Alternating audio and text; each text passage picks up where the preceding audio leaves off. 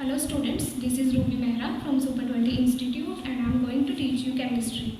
तो before the starting of this chapter, मैं आपको बता देती हूँ कि हम through out the session academic year में आपको क्या क्या पढ़ाने वाले हैं। तो फर्स्ट ऑफ ऑल हम कवर करेंगे NCERT, देन उसके बाद इन टेक्स्ट क्वेश्चन। जैसे ही हमारा एक टॉपिक कवर हो जाया करेगा हम उसके जो इन टेक्स्ट क्वेश्चन होंगे वो सॉल्व करेंगे। देन उसके बाद एंड एक्सरसाइज क्वेश्चन।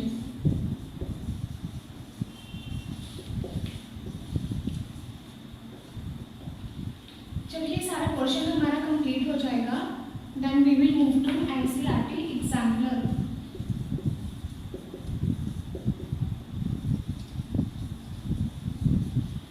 बिकॉज आपको 90 से अबव स्कोर करने के लिए एनसीईआरटी एग्जाम्पलर को भी कवर अप करना पड़ेगा। देन उसके बाद from competitive point of view हम स्टडी करेंगे JEE exam and NEET exam को। तो इस पोर्शन के लिए आपको पता होनी चाहिए कुछ टिप्स एंड ट्रिक्स। तो मैं आपको टिप्स एंड ट्रिक्स बताऊंगी जिससे आप जो इनकरेक्ट ऑप्शन होगा उसको देखते ही एलिमिनेट कर दोगे और जो करेक्ट वन होगा वो आपको पता लग जाएगा। आप विद इन 30 सेकेंड से ही क्वेश्चंस को सॉल्व कर लोगे। बट बेटा टिप्स एंड ट्रिक्स भी वही काम करती है जब आपके जो कंसेप्ट होते हैं वो क्रिस्टल क्लियर होते हैं। तो सबसे पहले आपको एनसीईआरटी पे फोकस करना पड़ेगा। जब यहाँ से आपके कंसेप्ट क्लियर हो जाएंगे देन आप जो होंगे वो मूव करोगे कॉम्पिटिटिव एग्जाम्स की ओर। Okay, now let's start our topic.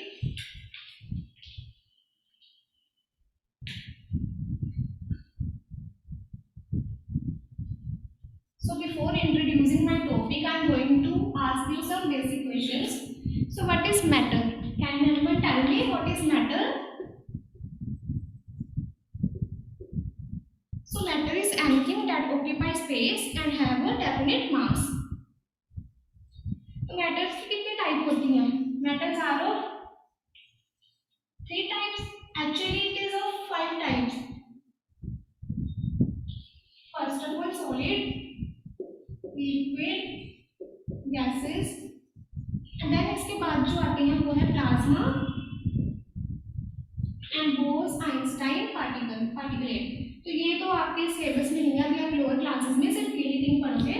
तो सॉलिड हम कवर करेंगे आपके पहले चैप्टर में सॉलिड स्टेट। लिक्विड आपका सेकंड चैप्टर होगा सॉल्यूशन। ओके, एंड गैसेस तो आपने पढ़ा है थर्मो में, ठीक है। अब हम स्टार्ट करने जा रहे हैं सॉलिड स्टेट।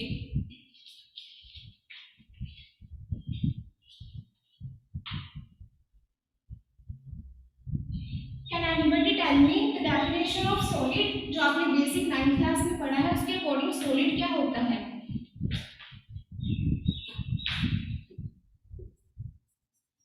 तो जब हम लोअर क्लासेस में पढ़ते थे कैरेक्टरिस्टिक्स ऑफ सॉलिड तो उसमें क्या आता था? पहले solids have a definite shape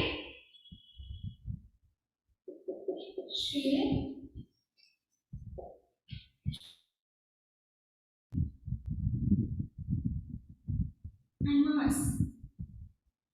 अब हम इसमें सेकंड पॉइंट जो है वो पढ़ने जा रहे हैं इंटरमोलिकुलर फोर्सेस।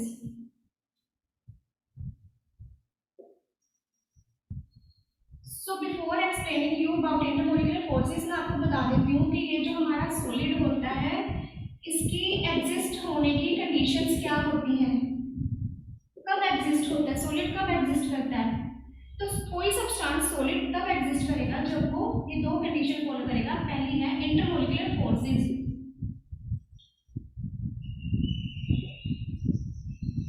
तो ये इंटरमोलिकुलर फोर्सेस क्या होती हैं? दीज आर द फोर्सेस जिन्होंने ये एटम के अंदर की फोर्सेस होती हैं जिन्होंने दो एटम्स को आपस में इंटैक्ट करके रखा था, होल्ड करके रखा था, पकड़ के रखा था एटम को। Intermolecular forces. Stronger are the intermolecular forces.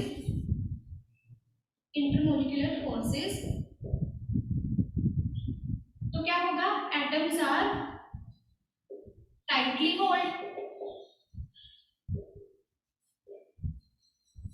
जितने ज़्यादा टाइटली होल्ड होंगे उतना ही वो जो होगा हमारा जो क्रिस्टल होगा वो सॉलिड में एग्जिस्ट करेगा। तो सॉलिड में एग्जिस्ट करने के लिए हमारी फर्स्ट कंडीशन हो जाएगी इंटरमोलिकुलर फोर्सेस स्ट्रॉन्गर होनी चाहिए, तभी जो है हमारा एटम्स जो होंगे वो टाइटली होल्ड होंगे और वो सॉलिड में एग्जिस्ट करेगा। सेकेंड हमारी कंडीशन जो होगी that is thermal energy. So what is thermal energy? Thermal energy is the energy possessed by the body or the constituent particles that is due to the virtue of its temperature. तो ये जो thermal energy होती है ना, ये help करती है हमें, जो हमारे एटम्स के पार्टिकल्स होते हैं उनकी मूवमेंट के लिए रिस्पॉन्सिबल होती है this thermal energy. Thermal energy is responsible for the movement of the particles, the movements of the atoms. So less is the thermal energy. अगर थर्मल एनर्जी लेस होगी तो पार्टिकल कम मूव करेंगे, कम vibrate करेंगे। अगर particle जो है कम vibrate करेंगे then क्या होगा, पार्टिकल अपने पोजीशंस पे रहेंगे और इंटैक्ट रहेंगे, तो क्या होगा, हमारा जो सब्सटेंस होगा वो एग्जिस्ट करेगा सॉलिड में। Less is thermal energy, more stable is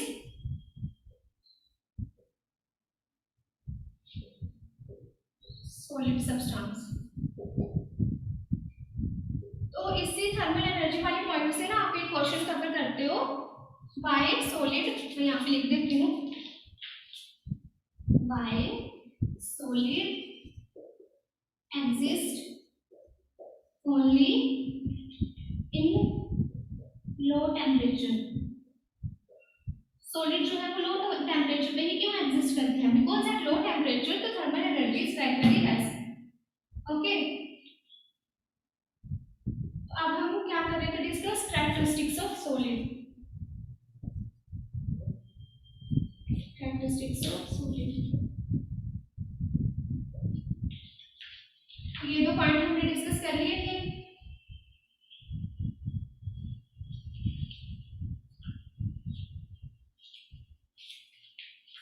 अब हमने इंटरमोलिकुलर फोर्सेस के बारे में क्या पढ़ा। इंटरमोलिकुलर फोर्सेस जो होती हैं सॉलिड में स्ट्रॉन्ग होती हैं, स्ट्रॉन्ग।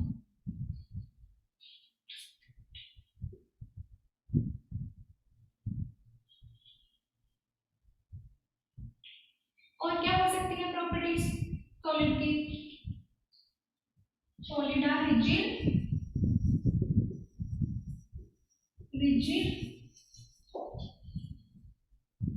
And incompressible. अभी हाथ में मैंने ये डस्टर पकड़ा हुआ है, दिस इज सॉलिड। अगर मैं इसको ऐसे प्रेस करती हूँ तो ये प्रेस नहीं हो रहा, that means it is incompressible and ये रिजिड है।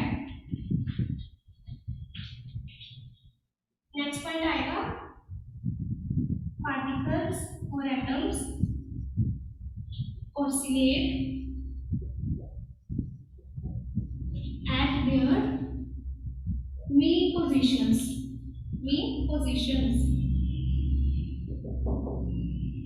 let us suppose ये मेरे पास ट्यूब है,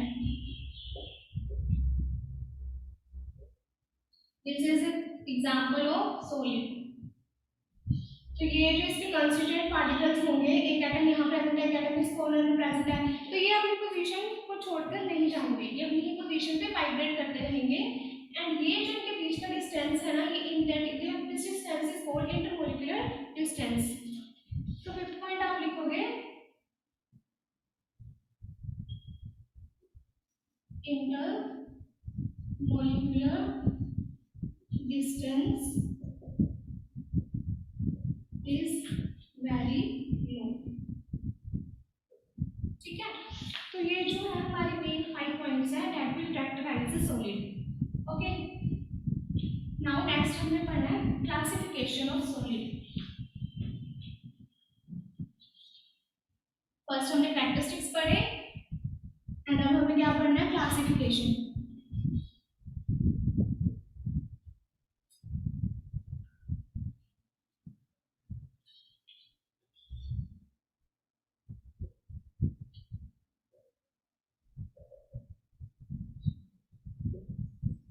एंड एक और बात स्टूडेंट्स, आपको ये सारे टॉपिक्स के जो नोट्स हैं वो सुपर 20 इंस्टीट्यूट पे आपको मिल जाएंगे। आपको खुद से कोई भी नोट्स बनाने की ज़रूरत नहीं है, हम आपको सारे नोट्स अवेलेबल करवाएंगे।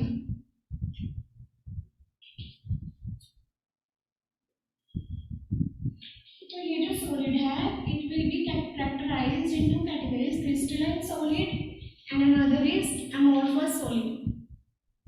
अमोर्फस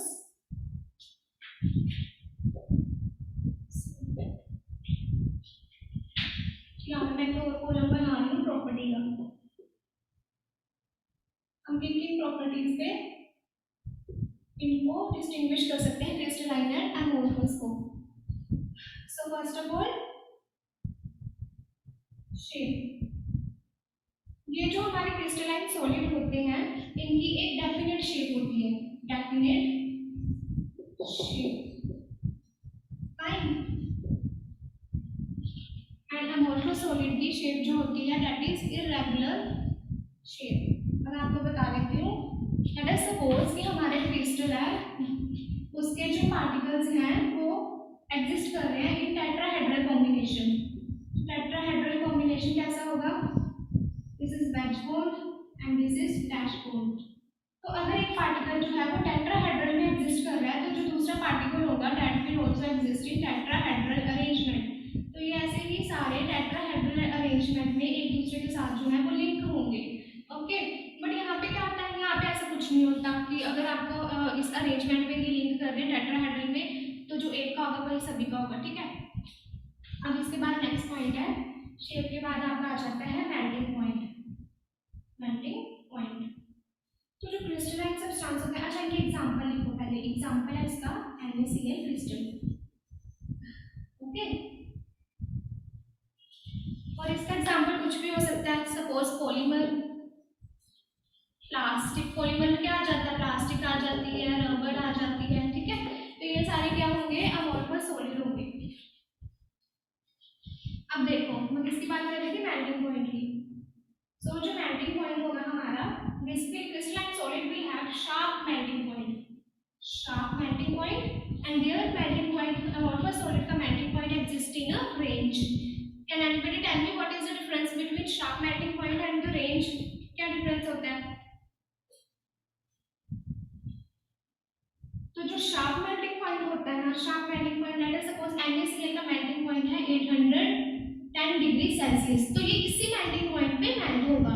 बट अगर अमोर्फस की बात करें तो सपोज हमें इस प्लास्टिक की चेयर को हमें मेल्ट करना है। ठीक है, तो ये प्लास्टिक की चेयर जो होगी हमारी ये रेंज में मेल्ट होगी, किसी रेंज में लाइक 410 से 500 तक, तो ये रेंज होती है। ठीक है, शार्प मेल्टिंग पॉइंट्स होता है कि इसी टेम्परेचर पे जाके वो मेल्ट करेगा। ओके, क्या क्या पॉइंट हमने करे discuss? This is crystalline, okay, shape, melting point. Next हम स्टडी करेंगे cleavage property. So what is cleavage? Cleavage, तो अगर हम ये NaCl का क्रिस्टल लेते हैं, हम इस NaCl क्रिस्टल को अगर हम कट करते हैं तो कट करने के बाद क्या होगा? सपोज ये मेरा क्रिस्टल है, इसको मैंने नाइफ से कट कर दिया। ठीक है, तो नाइफ से कट करने के बाद ये जो मेरे पास दो क्रिस्टल ऑब्टेन होंगे ना, इनका ये जो सरफेस होगा ये बहुत ही क्लीन एंड स्मूथ सरफेस होगा, बहुत ही क्लीन एंड स्मूथ सरफेस होगा। The new surface generated was very clean and smooth. But amorphous में क्या होता है? सपोज मेरे पास ये अमोर्फस है, ठीक है, इसको मैं नाइफ से कट कर रही हूँ, तो जो दो पार्टिकल जो मेरे पास दो नए सब्सटेंस बन रहे हैं, their surface will be rough, तो इनका सरफेस क्या हो जाएगा? रफ सरफेस हो जाएगा। ओके, तो ये डिफरेंस होता है क्लीवेज में। नेक्स्ट जो हमने डिस्कस करना है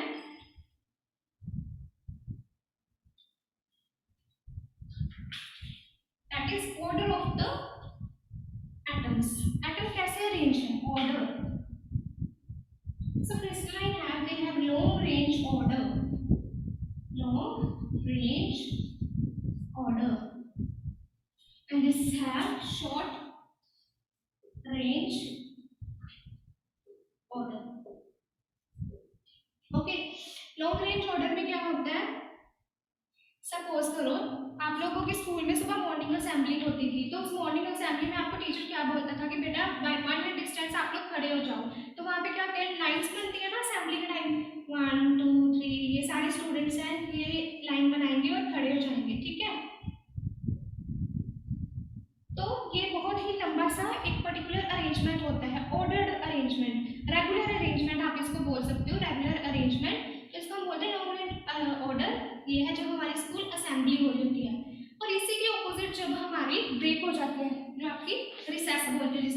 जब रिसेस होती है तो क्या होता है, दो बच्चे यहाँ खड़े हो जाते हैं, दो यहाँ खड़े होते हैं, दो यहाँ पे, तो ऐसे ऐसे करके ये बढ़ जाते हैं, तो ये शॉर्ट रेंज ऑर्डर हो गया। ठीक है, इर्रेगुलर अरेंजमेंट यहाँ पे आप लिख लो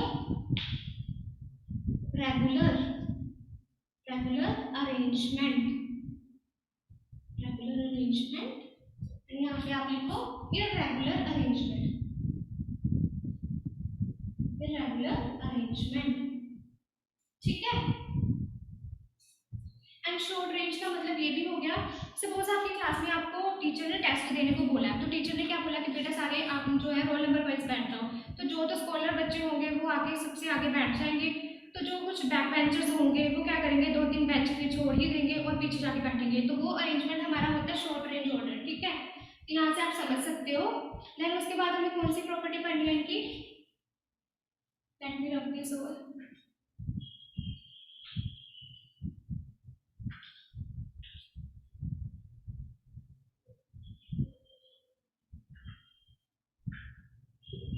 अब हमें पढ़ना है कि नेचर के बारे में। अब हम नेचर में 2 पॉइंट्स पढ़ेंगे, isotropy and anisotropy, that is very important. Exam में यहाँ से क्वेश्चन आता है 1 मार्क्स का, यहाँ पे डायरेक्ट क्वेश्चन ही पूछ लेंगे। ठीक है, तो हमें ऐसे याद रखना है,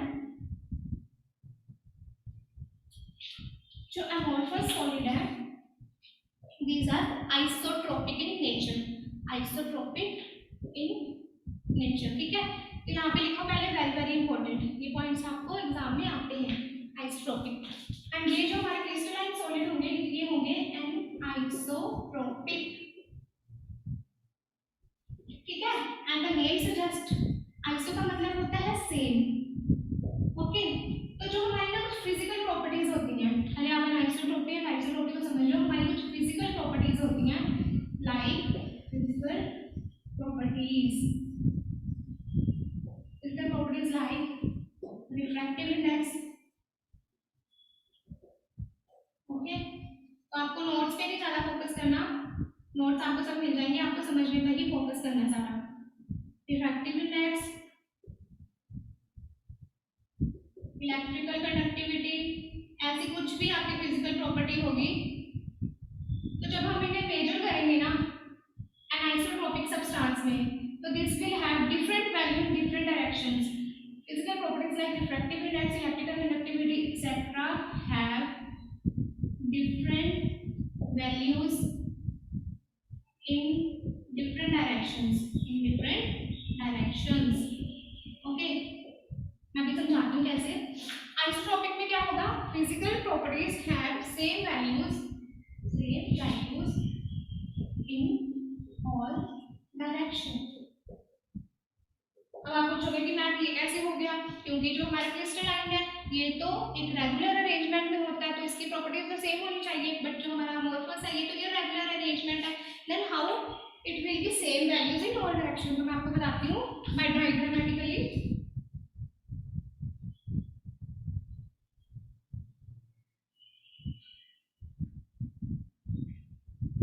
देखो, मैंने इसके एग्जांपल में आपको क्या बताया था कि NaCl इसका एग्जांपल होगा, तो NaCl क्रिस्टल में अरेंजमेंट कैसे होता है, positive negative positive negative positive, then again negative positive negative positive, ये तो पता है ना सबको NaCl क्रिस्टल। ठीक है, positive negative and again positive. Okay, तो देखो अगर मैं यहाँ से मूव कर रही हूँ इस डायरेक्शन में, सपोज मैं यहाँ से मेजर कर रही हूँ फिजिकल प्रॉपर्टीज, तो क्या आ रहा है मेरा arrangement, negative negative negative and positive positive positive. And अगर मैं इस डायरेक्शन में मेजर करती हूँ तो क्या आ रहा है मेरा arrangement, negative positive negative positive negative. ठीक है, तो ये क्या आ रहे हैं, डिफरेंट आ रहे हैं, दैट इज वाई हम इन्हें क्या बोलते हैं, एनाइसोट्रोपिक। एंड यहाँ पे देखो ये हमारा अरेंजमेंट है, सपोज ये मेरे पास एक स्मॉल होल है, मेरे पास लार्ज है, स्मॉल एटम है, लार्ज है, स्मॉल है, फिर लार्ज है, large small particle large small large. Okay, तो यहाँ पे मैं किसी भी डायरेक्शन में मेजर कर लूँ, अब ये सारी प्रॉपर्टीज डिफरेंट है, तो डिफरेंट के लिए हम क्या करते हैं, एवरेज निकालते हैं ना, तो अगर मैं एवरेज निकालूंगी तो सभी साइड्स में, सभी डायरेक्शंस में एवरेज मेरी क्या रहेगी, सेम ही रहेगी मेरी एवरेज। तो that is why this is called isotropic in nature. ठीक है, तो ये टॉपिक बहुत इंपॉर्टेंट था। अब एक और बात, आप सॉलिड स्टेट में सिर्फ क्रिस्टलाइन सॉलिड को ही स्टडी करोगे। ठीक है, amorphous is not your cup of T, ये आपको नहीं पढ़ना। हम यहाँ पे सिर्फ क्रिस्टलाइन सॉलिड्स के बारे में ही बात करेंगे। तो क्रिस्टलाइन सॉलिड में ना हमारे पास 7 सिस्टम ऑफ क्रिस्टल आ जाते हैं, तो वो लर्न करने के लिए भी मैं आपको एक ट्रिक बताऊंगी, बट वो हम नेक्स्ट क्लास में करेंगे। अभी हम एक दो इन टेक्स्ट क्वेश्चन देख लेते हैं आपके। ये आपका टॉपिक कंप्लीट हुआ, crystalline solid and amorphous solid. अच्छा, एक और एग्जांपल, इसमें एक और इम्पोर्टेंट क्वेश्चन आता है। इनको ना हम क्रिस्टलाइन सॉलिड्स को हम बोलते हैं ट्रू सॉलिड्स एंड इनको हम बोलते हैं स्यूडो सॉलिड। स्यूडो का मीनिंग क्या होता है, फॉल्स, है ना। तो और क्या बोल सकते हैं हम इनको, नॉन क्रिस्टलाइन सॉलिड भी बोल सकते हैं, नॉन क्रिस्टलाइन सॉलिड। तो इसमें ना हमने अमोर्फस में ना एक एग्जांपल यूज करना है स्टडी ग्लास का। ठीक है, तो यहाँ पे ना क्वेश्चन आता है कि why the window panes in some houses after some times become thick at the bottom. तो आपने ना देखा होगा, आप अपने घरों के विंडोज पे देखना, जो ग्लास लगा होता है ना, अगर बहुत पुराना घर आपका लाइक 20 इयर्स पहले का घर है, तो वहाँ पे कोई शीशे की विंडो लगी है ना, तो वहाँ पे आप देखना कि जो उसका बॉटम होगा ना वो थिक हो गया होगा as compare to its upper part. तो अपर पार्ट थिक होगा, लोअर पार्ट जो होगा वो थिक होगा। तो उसके पीछे क्या रीजन होता है, बिकॉज जो हमारा ग्लास है ना, इट हैज द टेंडेंसी, ये बोर्ड का क्वेश्चन है, बोर्ड में आता है ये क्वेश्चन, एग्जाम में आया था 2013 में। ठीक है, तो आपको यहाँ पे देखना है because non crystalline solid, pseudo solid इनको बोलते हैं, because glass it has the tendency to flow, इनकी फ्लो करने की टेंडेंसी होती है ग्लास की। दैट इज व्हाई जब हम इसको एक पर्टिकुलर टेम्परेचर पे इसको रख देते हैं ना काफी सालों तक, जब आपका जो है ग्लास जो है वो धूप में रहता है, तो वो क्या हो जाता है, वो नीचे की तरफ फ्लो करना स्टार्ट कर देता है, it will start flowing downwards. तो ये जहाँ बॉटम में आके डिपॉजिट हो जाएगा एंड ये bottom becomes thick and this part will be thin. तो क्वेश्चन आता है why window panes become thick at the bottom. तो मैं यहाँ पे क्वेश्चन भी लिख देती हूँ आपको, यहाँ देखो question, why window panes become thick at bottom after some time or years, whatever you want to call। ठीक है, तो ये बोर्ड का क्वेश्चन, अब आपकी एनसीईआरटी में भी है ये क्वेश्चन।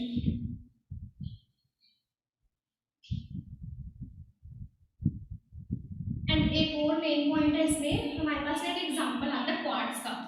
क्वार्ट्ज क्या होता है, कंपाउंड ऑफ सिलिकॉन डाइऑक्साइड। ठीक है, तो ना पेपर में एग्जामिनर आपको कंफ्यूज करेगा, तो आपको क्या करना है, यहाँ पे जो क्वार्ट्ज है ना, ये एग्जांपल है क्रिस्टलाइन का, बट अगर आपको एग्जाम में गिवन है ना क्वार्ट्ज ग्लास, तो वो आपका किसका एग्जांपल हो जाएगा, that will be the example of amorphous solid. तो आपको कंफ्यूज नहीं होना, बिकॉज इसमें ना पार्टिकल्स का जो अरेंजमेंट होता है वो रेगुलर होता है, और इसमें जो पार्टिकल का अरेंजमेंट होता है वो इररेगुलर होता है। ठीक है, इसलिए ये दोनों अलग अलग कैटेगराइज्ड हुई हैं, और यहाँ भी देखो। चलो अब हम करेंगे इन टेक्स्ट क्वेश्चंस।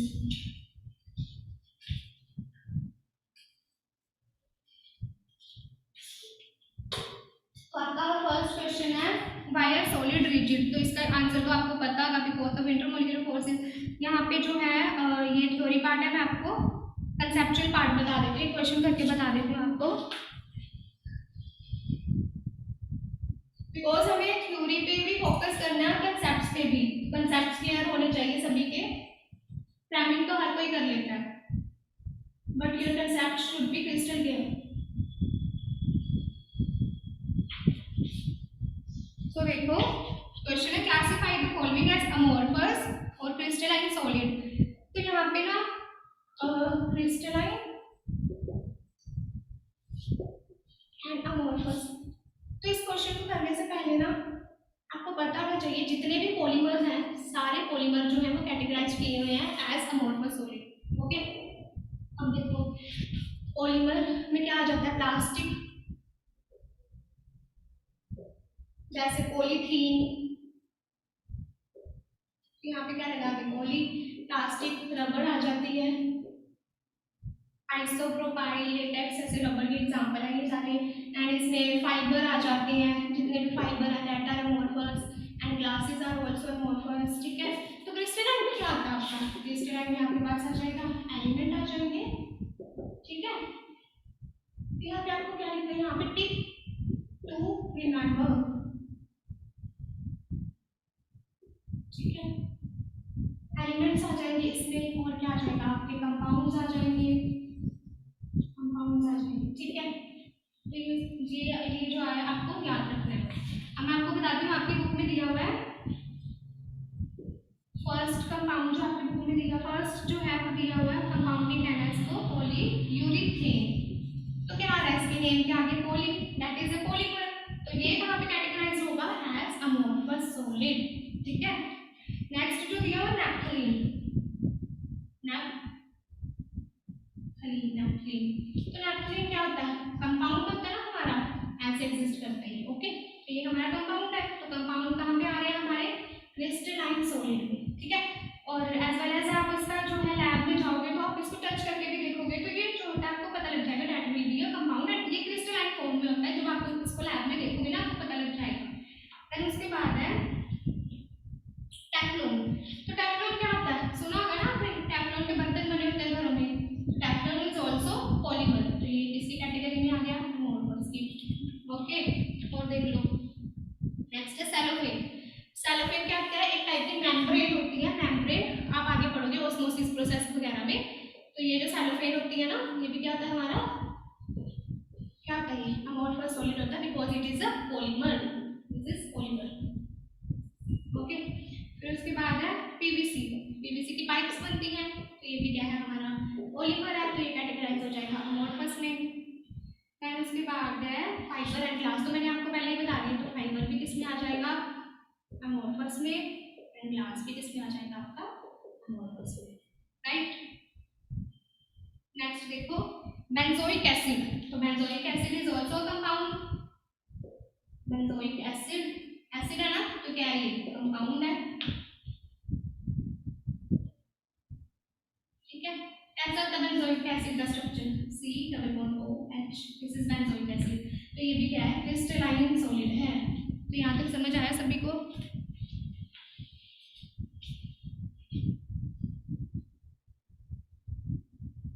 मैं इसको रब कर रही हूँ।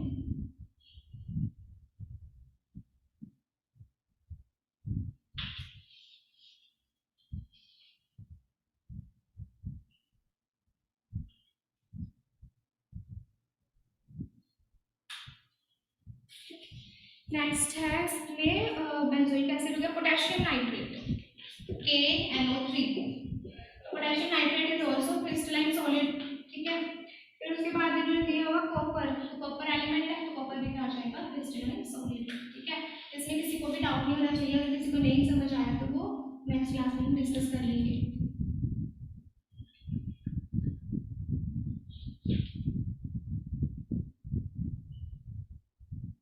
अब मैं आपको नेक्स्ट क्लास में क्या करवाऊंगी, 7 सिस्टम ऑफ क्रिस्टल्स।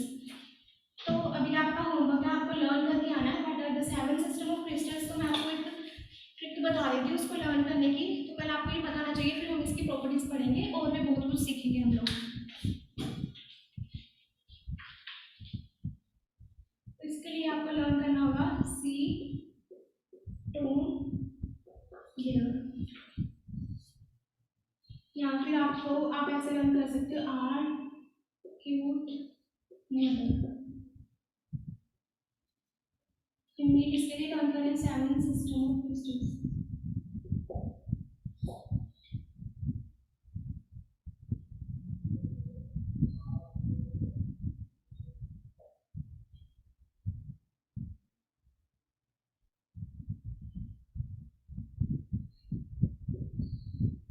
सी आप ये वाला लिखोगे, ठीक है। और लर्न आपको कैसे रखना है, एब्रीविएशन सी। तो ये क्या हो जाएगा, ये आपके क्रिस्टल सिस्टम है। ये टॉपिक ना लेंथी हो जाएगा, तो फिर मैं ये टॉपिक आपको कल ही करवाती हूँ। That's all for today class. अगर आपको कोई भी इन टेक्स्ट क्वेश्चन नहीं समझ आता तो कल हम दोबारा डिस्कस करेंगे उसको। Thank you.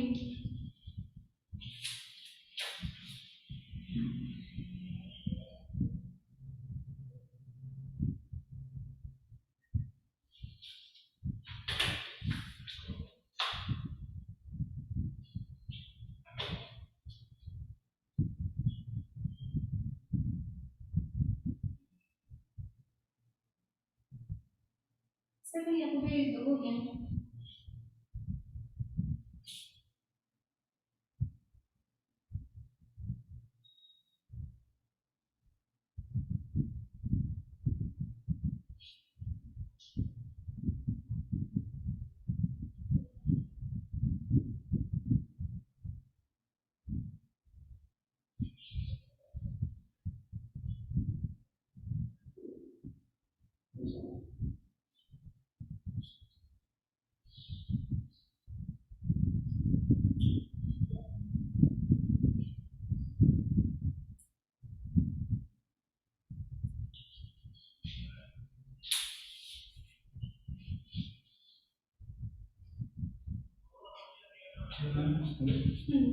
मैंने एंड नहीं किया, मुझे पता नहीं लगा। Hello,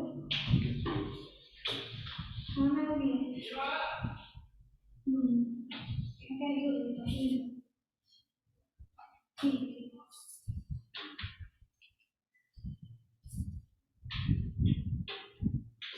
15 minute.